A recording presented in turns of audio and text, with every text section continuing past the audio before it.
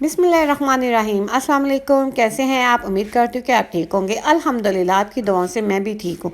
तो जैसा कि आज का रमज़ान मुबारक चल रहा है और इफ्तारी के टाइम पकोड़े समोसे ना हो तो मज़ा ही नहीं आता इफ्तारी का। पकोड़ों में तो वैसे तो बहुत तरह के पकोड़े बनते हैं, प्याज के पकोड़े, अंडों के पकोड़े, आलू के पकोड़े, पालक के पकोड़े। तो सोचा आज पालक के पकोड़े बनाऊँ। बिल्कुल यूनिक स्टाइल में पालक के पकोड़े बनाऊँगी जो बहुत ही मज़े के और क्रिस्पी तैयार होते हैं और आम पकोड़ों से हट के, जिसे जब आप बनाएंगे ना तो इसे बार बार बनाने पर मजबूर हो जाएंगे। ये बहुत ही आसान और बहुत ही मज़े के पकोड़े होते हैं। बच्चे और बड़े सभी को पसंद आएंगे। अगर आपको पकोड़ों की ये मेरी रेसिपी पसंद आए तो आपने इसे लाइक शेयर लाजमी करना है। बहुत ही आसानी से आपको बनाना सिखाऊंगी पकोड़े पालक के, जो खाने में बहुत ही मज़े के होंगे। तो शुरू करते हैं हम अपने पालक के यमी से क्रिस्पी से पकोड़े बनाना, जो बिल्कुल ही अलग स्टाइल में है, देखने में भी प्यारे और खाने में तो उससे भी ज़्यादा मज़े के हैं। इतने मज़े के पकोड़े। शुरू करते हैं हम अपना पालक के पकोड़े बनाना। तो यहाँ पर मैंने पालक की एक गट्ठी ली है, इसके मैंने पत्ते उतार लिए, इसको मैंने धो के अच्छी तरह से साफ़ कर लिया और खुशक करने के लिए एक बड़ी सी प्लेट में रख दी है ताकि ये खुशक हो जाए और नमी इसके अंदर से ख़त्म हो जाए। और यहाँ पर एक प्लेट में मैंने 2 अदद आलू बड़े साइज़ के उबाल लिए थे और इसको मैंने ग्रेटर की मदद से ग्रेट कर लिया। अब इसके अंदर जाएंगे कुछ मसाले से, जिससे हमारे पकौड़ों का जायका बहुत ही मज़े का होगा। सबसे पहले यहाँ पर मैंने हरा धनिया डाल दिया बारीक बारीक काट के, और साथ 2 से 3 हरी मिर्चें बारीक बारीक काट ली है। और साथ इसके अंदर जाएंगे कुछ मसाले, जिससे हमारे पकोड़े जो है ना बहुत ही चटपटे से तैयार होंगे।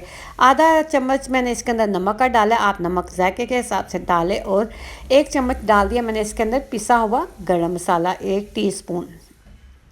साथ इसके अंदर जाएगी कुटी हुई लाल मिर्च 1 टीस्पून के करीब। इससे भी फ्लेवर बहुत ही मज़े का और चटपटा सा होता है। और 1 टीस्पून के करीब इसके अंदर डाला है पिसा हुआ धनिया। और साथ में मैं थोड़ी सी डाल दूँगी जवाइन। जवाइन पकोड़े, किसी भी किस्म के पकोड़े हो तो जवाइन जो है ना लाजमी डाला करें।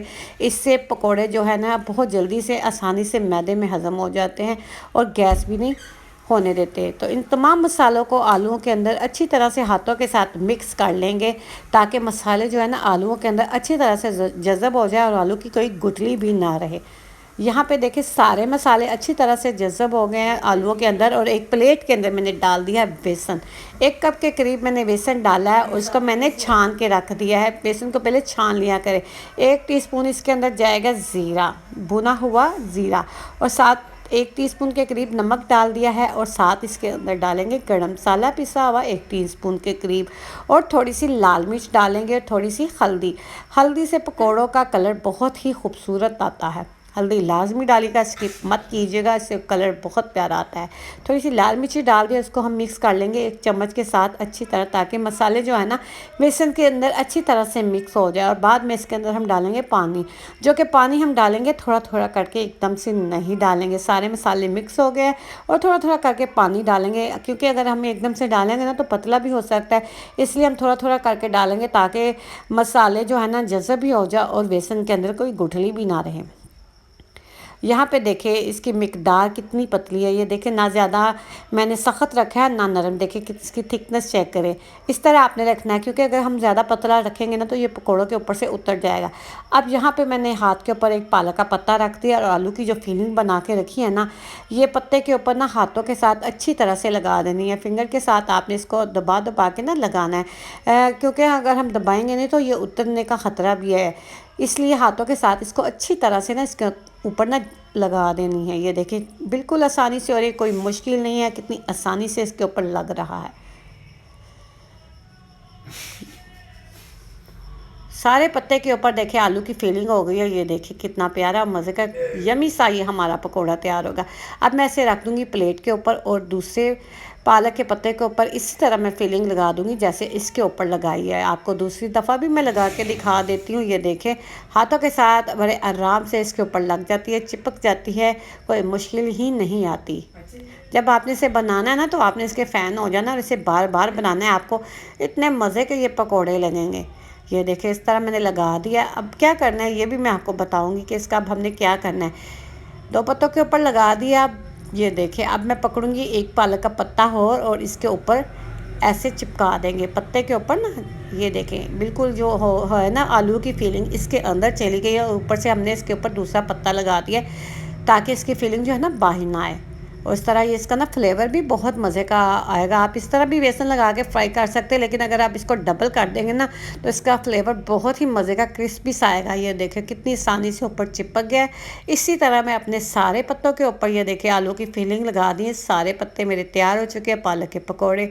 अब हम क्या करेंगे, तो चूल्हे के ऊपर मैंने ऑयल रख दिया गर्म करने के लिए। बेसन जो मैंने मिक्स करके रखा था ना, इसको आगे करेंगे और ये एक जो है ना पकोड़ा पालक का, इसको उठाएंगे और उसके ऊपर ये जो बेसन की मैंने घोल के रखा हुआ है ना, इसको मैं अच्छी तरह से चारों तरफ बेसन को ना ऊपर लगा लेंगे। और कढ़ाई के अंदर जो मैंने ऑयल रख दिया हुआ ना इस गर्म करने के लिए, उसके अंदर हम आराम से डाल देंगे ताकि ये अच्छी तरह से फ्राई हो जाए। आँच को हम मीडियम रखेंगे, फुल आंच पे नहीं पकाएंगे, मीडियम आंच पे पकाएंगे ताकि हमारे यमी से क्रिस्पी से पकोड़े तैयार हो जाए। इस तरह मैं एक एक करके पकोड़ों को डालूंगी पैन के अंदर ताकि ये फ्राई हो जाए आसानी से। जितने इसके अंदर आ जाए उतने डालना, बिल्कुल ऊपर नीचे नहीं डालने। अगर ऊपर नीचे डालेंगे ना तो ये ख़राब भी हो सकते हैं। 2 मैंने डाल दिया, मैं एक और डालूंगी ताकि ये आराम से हो जाए। बस इतने ही डालूंगी। ये देखिए खुले खुले हैं और आसानी से ये फ्राई हो जाएंगे। बिल्कुल 2 से 3 मिनट के अंदर फ्राई हो जाते हैं, कोई ज़्यादा टाइम नहीं होता है। 1 से 1.5 मिनट मैंने एक साइड पे से पकाया और इसी तरह 1 से 1.5 मिनट के लिए दूसरी साइड से पका लेंगे, क्योंकि आलू की फिलिंग जो थी ना वो तो हमारी पकी हुई थी। हमने बस इसे क्रिस्प करना है बेसन को और इसको खूबसूरत सा कलर देना है। तकरीबन 3 से 4 मिनट के अंदर ये हमारे पकोड़े जो है ना फ्राई हो जाएंगे। उलटते पुलटते हमने इसे खूबसूरत सा गोल्डन सा कलर देना है। यहाँ पे देखिए माशाल्लाह से इसका कलर कितना प्यारा आ चुका है। एक्सटेनर में निकालेंगे एक एक करके और इसका ऑयल नीचे, ताकि सारा रिलीज़ हो जाए, ऑयल इसके अंदर ना जाए। इस पकौड़ों की खासियत ये है कि इसके अंदर ऑयल नहीं जाता, बिल्कुल भी ऑयल से अंदर नहीं जाता और बहुत ही मज़े के ये तैयार होते हैं। प्लेट में डालेंगे और इसी तरह हम अपने बकाया पकोड़े पालक के तैयार कर लेंगे। इसी तरह आसानी से। ये देखिए कितने प्यारे लग रहे हैं। एक एक करके दूसरे भी हम डाल के तैयार कर लेते हैं। अल्हम्दुलिल्लाह माशाल्लाह से ये देखिए हमारे पकोड़े तैयार हो चुके हैं। देखिए क्रिस्पी से माशाल्लाह, देखने में भी खूबसूरत और खाने में तो इतने लजीज। जब आप इसे बनाना है तो मेहमान क्या, बच्चे भी आपके फ़ैन हो जाएंगे। आप इसे पार्टी में या बच्चों को लंच बॉक्स में भी बना के दे सकती है। इफ्तारी की शान। और क्रिस्पी से पकोड़े माशाल्लाह से कितने खूबसूरत लग रहे हैं। इसका कलर चेक करें, इसकी लुक चेक करें।